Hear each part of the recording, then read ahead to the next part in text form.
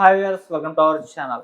ముద్రగడ పద్మనాభం గారికి క్యాన్సర్ అంటూ వాళ్ళ కూతురు చేసిన ట్వీట్ ఇప్పుడు అది సెన్సేషన్ క్రియేట్ చేస్తుంది.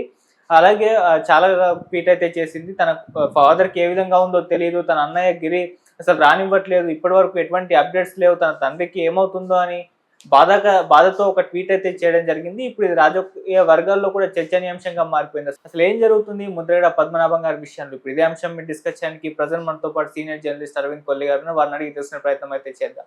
సార్ నమస్కారం సార్.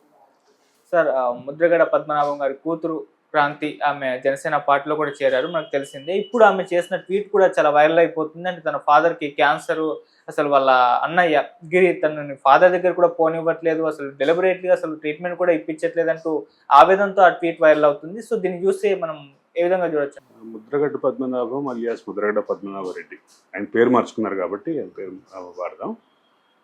ఆయన కుటుంబంలో ఒక వివాదం ఉంది.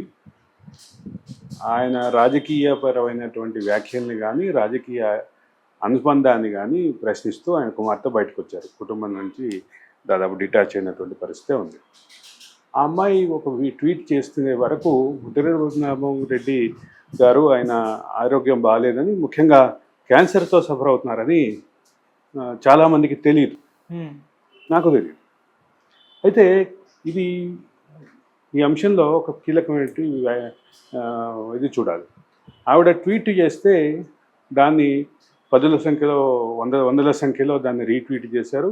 దాని మీద వేల సంఖ్యలో కామెంట్స్ ఉన్నాయి.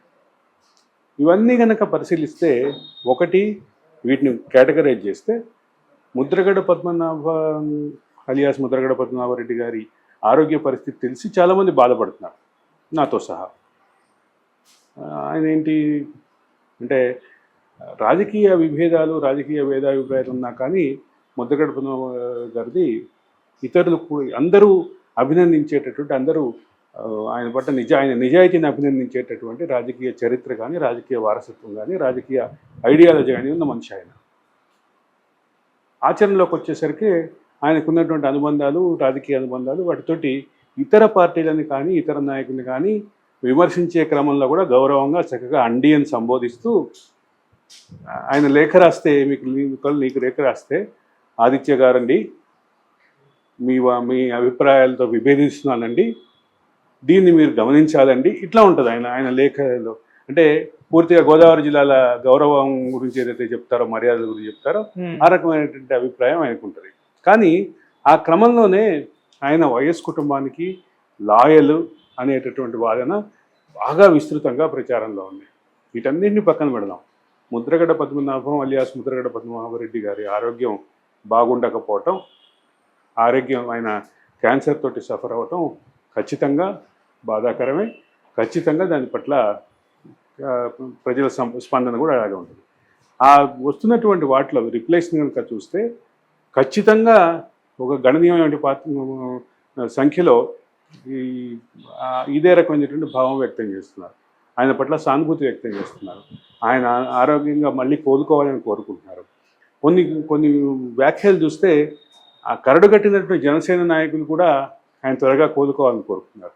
కరడుగట్టిన తెలుగుదేశం నాయకులు కూడా ఆయన మళ్ళీ ఆరోగ్యాన్ని పూర్తి స్థాయిలో సాధించాలి అనేది అభిప్రాయం చెప్తారు. ఆయన ఆరోగ్య స్థితి పట్ల బాధని, జాలిని వ్యక్తం చేస్తున్నారు. ఆయన త్వరగా కోలుకోవాలని ఆశాభావం వ్యక్తం చేస్తున్నారు. ఈ నేపథ్యంలో ఒక రకమైనటువంటి ట్రెండ్ ఏంటంటే, ఈ రిప్లైస్లో కానీ రీట్వీట్స్లో కానీ ఆయనకి సంబంధించినటువంటి ఆరోగ్యం మళ్ళీ పునర్వైభవం రావాలి, ఆయన మళ్ళీ యాక్టివ్ పాలిటిక్స్లో ఉండాలని కోరుకుంటున్నారు. ఇది ఒక విషయం పక్కన పెడితే, మేజర్గా అమ్మాయిని క్రాంతిని టార్గెట్ చేసి కొంతమంది వ్యాఖ్యలు చేస్తున్నారు. రాజకీయ విభేదంతో, రాజకీయమైనటువంటి ఆశలతోటి ఏదైతే కూటమికి దగ్గరయ్యావో, ముఖ్యంగా జనసేనకి దగ్గరయ్యావో, ఆ క్రమంలో నాన్న రాజకీయ అభిమానాన్ని, రాజకీయ అభిప్రాయాన్ని విభేదించిన నీకు నాన్న ఆరోగ్యం ప్రశ్నించే హక్కు లేదు, నైతిక హక్కు లేని దగ్గర నుంచి మొదలుపెట్టి, నేను ఇక్కడి నుంచి మొదలుపెట్టి మాత్రమే అంటున్నా, రకరకాల వ్యాఖ్యానాలు కనిపిస్తున్నాయి. ఏదేమైనా ముద్రగడ పద్మనాభం లాంటి రాజకీయపరమైనటువంటి నిజాయితీ పరమైనటువంటి వ్యక్తి, అంటే పూర్తిగా నిజాయితీగా ఆయన జీవితం అంతా కొనసాగింది, అనేది చెప్పక తప్పదు. అయితే ఆయనకి రాజకీయ అనుబంధాలు కానీ, ఆయనకి కుటుంబ అనుబంధాలు కానీ ఉన్నటువంటి కొన్ని కుటుంబాలతోటి ఆయనకు ఉన్నటువంటి అనుబంధాలను వదులుకోలేక కొన్ని రాజకీయ వ్యాఖ్యలు చేశారు. ఆ రాజకీయ వ్యాఖ్యలు చేసేటటువంటి క్రమంలో కొంతమంది వ్యక్తిని టార్గెట్ చేశారు అని అంటారు. ఆ టార్గెట్ చేసేది కూడా మీ అభిప్రాయాలు నాకు నచ్చలేదండి అంటూ మీరు పలానా మాట అన్నారండి ఈ రకమైనటువంటి భావం ఆయన ప్రకటనలో ఉంటుంది. ఇది కొంచెం ఈ అంటే రాజకీయ ప్రస్థానంలో ఇది ఒక ఎక్స్ట్రీమ్గానే చెప్పాలి. అంటే అతి మర్యాద చూపిస్తూనే విమర్శ చేయటం అనేది ఆయన స్టైలు. దానికి రకమైనటువంటి అంటే ప్రభావం అయితే ఖచ్చితంగా ఉంది అని చెప్పక తప్పదు. ఓకే. సో ఇప్పుడైతే ఆమె ట్వీట్ వాళ్ళ అన్నయ్యని టార్గెట్ చేసి పెట్టినట్టుగా కూడా కనిపిస్తుంది. కంప్లీట్ గా అసలు నన్ను రానివ్వట్లేదు, ఇలా చేస్తున్నాడు. ఒకటైతే ఫస్ట్ పాయింట్ చెప్తా, ఆవిడ పెట్టినటువంటి ట్వీట్ ద్వారా ముద్రగడ్డ పద్మనాభం అనారోగ్య పరిస్థితిలో ఉన్నారు, ఆయన క్యాన్సర్ని ఎదుర్కొంటున్నారు అనే విషయం ప్రపంచానికి తెలిసింది.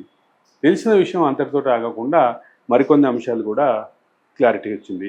ఆయనకి సంబంధించినటువంటి ట్రీట్మెంట్ని సక్రమంగా వాళ్ళ సోదరుడు నిర్వహించట్లేదు, ఆయన రెగ్యులర్గా డాక్టర్ విజిట్స్ తీసుకెళ్ళట్లేదు, డాక్టర్స్ దగ్గర నుంచి ఇచ్చేటటువంటి సలహాలు పాటించట్లేదు అనేది ఆవిడ చేసినటువంటి అభియోగం.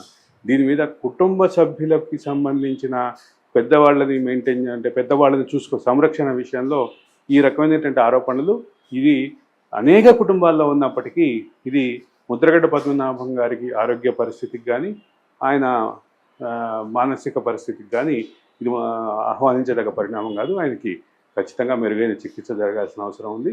అదే సందర్భంలో ఆయన రాజకీయ ప్రస్థానంలో ఏమైనా తప్పటడుగులు వేసినా లేదా తప్పు వ్యాఖ్యానాలు చేసినా వాటన్నిటిని కూడా మర్చిపోయి ఆయన ఇచ్చినటువంటి గౌరవాన్ని గుర్తుపెట్టుకొని తెచ్చుకొని ముందుకెళ్లాల్సినటువంటి పరిస్థితి అయితే అందరు రాజకీయ నాయకులకి ఉంది. ఆయన ఈ దశలో ఆయనకి మనోధైర్యం అవసరం, మనోధైర్యాన్ని కూడా ఇవ్వాల్సిన అవసరం ఉందని చెప్పక తప్పదు. Right sir, thank you so much sir.